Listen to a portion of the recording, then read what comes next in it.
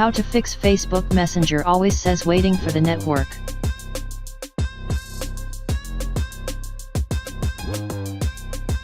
Let's see how to fix Messenger waiting for the network.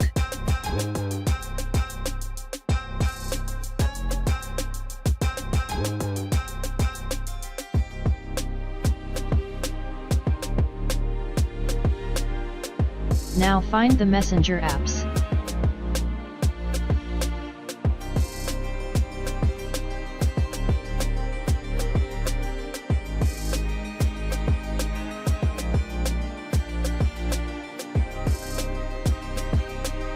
Now go to the Play Store, then update your Messenger apps.